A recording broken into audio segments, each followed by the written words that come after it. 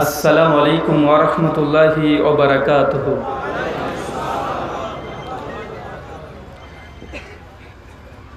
আলহামদুলিল্লাহি রাব্বিল আলামিন ওয়াসসালাতু ওয়াসসালামু আলা রাসূলিহিল আমিন ওয়া আলা আলিহি ওয়া সাহবিহি আজমাইন, আম্মা বাদ।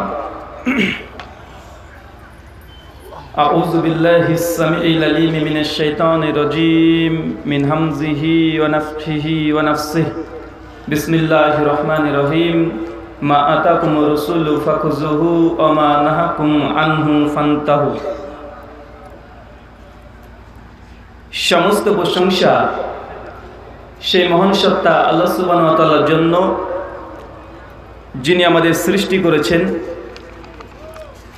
শুধু সৃষ্টি করেননি, এই পৃথিবীতে সহস্র কোটি মাখলুকাত সৃষ্টি করার পরেও যিনি আমাদের এই মানব জাতিকে সর্বশ্রেষ্ঠ জাতি, সর্বশ্রেষ্ঠ মাখলুকাত এবং সর্বশ্রেষ্ঠ নবী মুহাম্মদ সাল্লাল্লাহু আলাইহি ওয়াসাল্লামের উম্মত হিসেবে প্রেরণ করেছেন, সেই মহান সত্তা আল্লাহ সুবহানাহু ওয়া তাআলার সংক্ষিপ্ত শুকরে সুজুদ আদায় করি তার নিজের শিখানো ভাষা দিয়ে। সকলে এক বাক্যে পড়ি আলহামদুলিল্লাহ। তারপর তার প্রিয় নবী মুহাম্মদ মুস্তাফা আহমদ সাল্লাল্লাহু আলাইহি ওয়াসাল্লামের প্রতি সহস্র কোটি দুরূদ এবং সালাম বর্ষিত হোক। সকলে পড়ি আল্লাহুম্মা আমিন। মারকাজুস সুন্নাহ আস-সালাফিয়া মাদ্রাসার উদ্যোগে আজ তৃতীয় বার্ষিকী ইসলামী সম্মেলন 2021, 4 ডিসেম্বর শনিবার। এই আলোচনাটিকে সফল করার জন্য যারা সার্বিক দিক থেকে সাহায্য এবং সহযোগিতা করেছেন, অর্থ, শ্রম, দোয়া এবং পরামর্শ দিয়ে মহান সত্তা আল্লাহ সুবহানাহু ওয়া তাআলার কাছে এই দোয়া, এই প্রার্থনা, আল্লাহ সুবহানাহু ওয়া তাআলা তুমি তাদের নেক নিয়াত এবং নেক আমলগুলোকে কবুল করে নাও। সকলে পড়ি আল্লাহুম্মা আমিন। মহান সত্তা আল্লাহ সুবহানাহু ওয়া তাআলার কাছে দোয়া, এই প্রার্থনা, আল্লাহ সুবহানাহু ওয়া তাআলা আমরা মানুষ, আমরা কম বেশি ছোট বড় ভুল ত্রুটি বিচ্যুতি গুনাহ আমরা করেই থাকি। আজকের এই আলোচনা সভার ওসিলায় আমাদের পেছনের ছোট ছোট গুনাহগুলোকে তুমি ক্ষমা করে দাও। সকলে পড়ি আল্লাহুম্মা আমিন।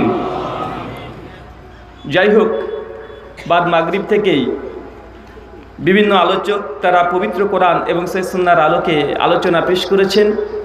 এখনও অনেক আলোচক রয়ে গেছেন।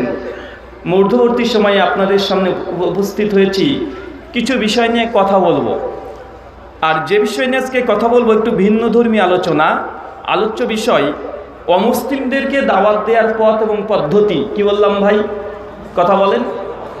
অমুসলিমকে দাওয়াত দেওয়ার পথ এবং পদ্ধতি একে অপরকে পাশাপাশি কানে কানে বলে দেন। আলোচ্য বিষয় কি? একজন আরেকজনকে বলেন যে অমুসলিমদের দাওয়াত দেওয়ার পথ এবং পদ্ধতি। বা অমুসলিমকে দাওয়াত দেওয়ার প্রয়োজন আছে না নেই? গোটা বিশ্ব জগতে 750 কোটি মানুষ আছে, তার মধ্যে মুসলিমের সংখ্যা মাত্র 170 কোটি, মানে এখন 4% মানুষ এখনও অমুসলিমই থেকে গেছে। তাই আমাদের একটা বড় প্ল্যাটফর্ম আছে, মূলত শুধু মুসলিমদেরকে আমরা ইসলাম তথা সংশোধন করার পাশাপাশি যারা একদম ইসলামকে জানে না, বোঝে না, তার কাছে ইসলাম এর বার্তা পৌঁছানো আমাদের দায়িত্ব আছে না নেই? অবশ্যই আছে। তাই মনে রাখবেন, গোটা বিশ্ব জগতে মুসলিমরা আছে আমরা 170 কোটি, এখনো অজস্র মানুষ আছে যারা ইসলামটাকে এখনো বোঝে না, যারা ইসলামটাকে শুধুমাত্র দেখেছে টিভির পর্দাতে আর পেপারের কাগজে। তারা মুসলিম বলতে এটাই বুঝেছে যে যাদের মাথায় টুপি থাকবে, মুখে দাঁড়িয়ে আছে, টাকনার উপরে কাপড় পরবে আর পাঞ্জাবি পায়জামা পরে ঘুরে বেড়াবে, এরাই হচ্ছে মুসলিম। আর তার সঙ্গে আরেকটা লেভেল যে মাঝে মধ্যে তারা বোমাবাজি করবে, বা আছে না নাই? কথা বলেন। অমুসলিমরা ইসলাম বলতে বোঝে ওসামা বিন লাদেনকে। কাকে বলেন তো ভাই?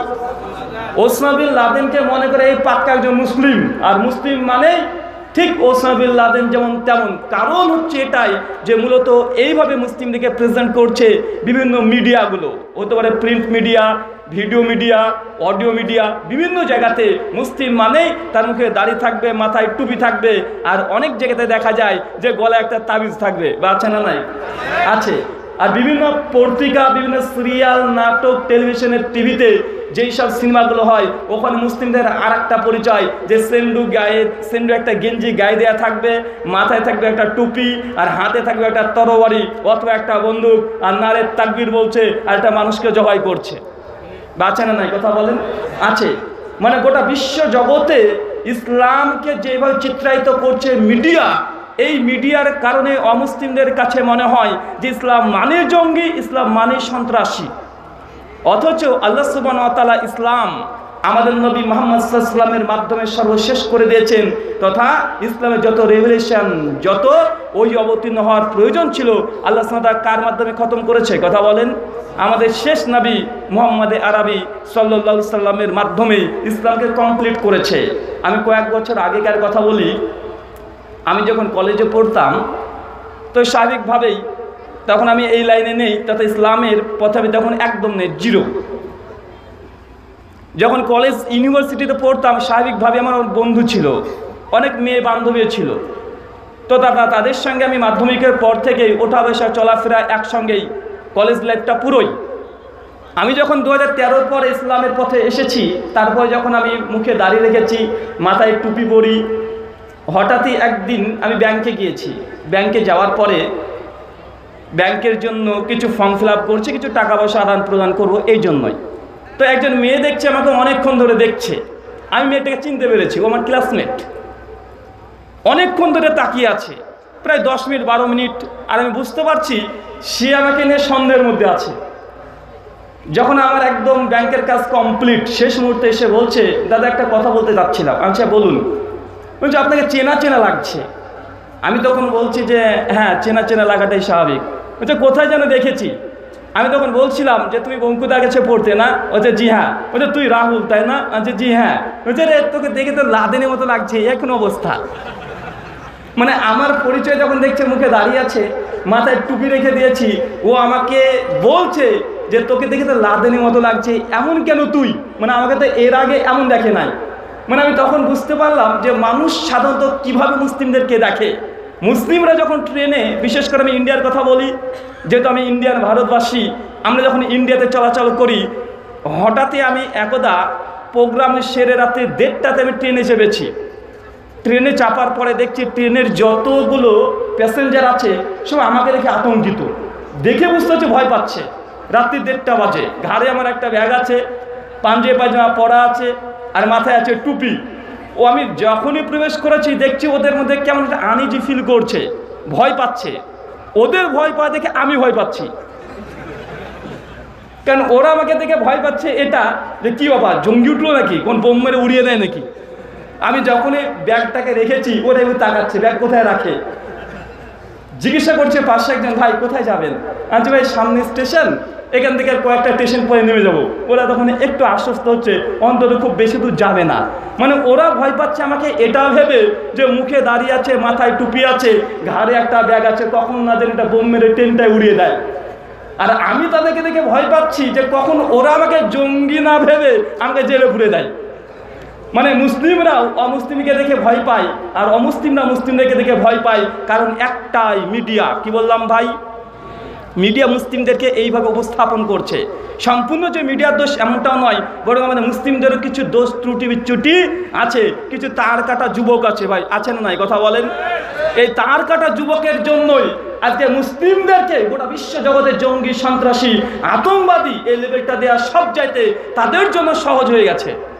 গোটা বিশ্ব জগতে দেখেন, ইসলাম এসেছে আরবি শব্দ সালাম থেকে, যার অর্থ শান্তি। ইসলাম তার অর্থই শান্তি, কিন্তু আজকে ইসলামকে তুলনা করা হয় অশান্তির মাধ্যমে। ভাই তোলা হয় কি হয় না? কথা বলেন। তোলা হয়। মনে রাখবেন, ইসলাম এটা আল্লাহ সুবহানাহু ওয়া তাআলার কাছে একমাত্র ধর্ম, একমাত্র ধর্ম। পবিত্র কোরআন সূরা আলে ইমরান সূরা নম্বর 3 আয়াত নম্বর 19 আল্লাহ সুবহানাহু ওয়া তাআলা বলছে, ইন্নাদ দীনা ইনদাল্লাহিল ইসলাম। আল্লাহর কাছে গ্রহণযোগ্য একমাত্র ধর্ম, সেটার নাম ইসলাম। অনেকে আমরা বলি ইসলাম এটা শ্রেষ্ঠ ধর্ম, ভাই বলি না ইসলাম শ্রেষ্ঠ ধর্ম। জি না, ইসলাম শ্রেষ্ঠ ধর্ম এ কথাটা সঠিক নয়, বরং ইসলাম এটা একমাত্র ধর্ম। অন্য ধর্মগুলো ধর্মই নয়, ওগুলো মানুষ তৈরি করেছে। মানুষ রচিত কোনো ধর্মের সঙ্গে আল্লাহর দেওয়া ধর্মের বা কখনো তুলনা হতে পারে? জি না। যখনই বলছেন ইসলাম শ্রেষ্ঠ ধর্ম, তার মানে আপনি পরোক্ষভাবে বলছেন অন্য ধর্মগুলো মোটামুটি একটু একটু ভালো ধর্ম। কিন্তু আল্লাহ সুবহানাহু ওয়া তাআলার দাবি কি? ইসলাম একমাত্র ধর্ম। পৃথিবীতে অন্য যে ধর্মগুলো তৈরি হয়েছে এগুলো মানুষে তৈরি করেছে। কে তৈরি করেছে? মানুষে তৈরি করেছে।